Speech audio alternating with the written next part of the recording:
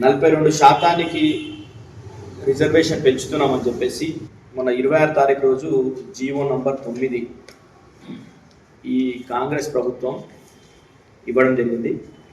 దానికి అనుగుణంగా జిల్లాల్లో మండల వారీగా సర్పంచులు, ఎంపీటీసీలు, జెడ్పీటీసీలు, జెడ్పీ చైర్మన్లు ఇవన్నీ కూడా రిజర్వేషన్లు 42% అనుగుణంగా రిజర్వేషన్లు ఇస్తున్నామని చెప్పేసి మొత్తం కూడా అధికారులంతా కూడా రిజర్వేషన్ని ఫిక్స్ చేయడం జరిగింది.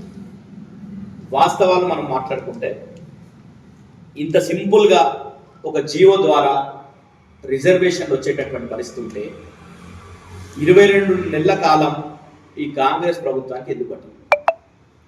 22 నెలలు అవుతుంది కాంగ్రెస్ ప్రభుత్వం వచ్చి. ఎన్నికలు ఎప్పుడు నిర్వహించేది ఉండే?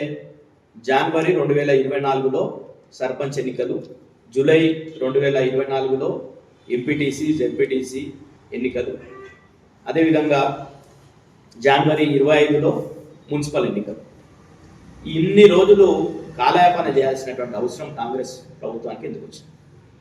వాస్తవానికి ఈ బీసీ రిజర్వేషన్లు పెంచడం అనేది కామారెడ్డి బీసీ డిక్లరేషన్ అని కామారెడ్డిలో కాంగ్రెస్ పార్టీ వాళ్ళు ఒక డిక్లరేషన్ చేసి మేము అధికారంలోకి వస్తే మొత్తం కూడా ఈ 42% రిజర్వేషన్ పెంచుతాం బీసీలకు. అదేవిధంగా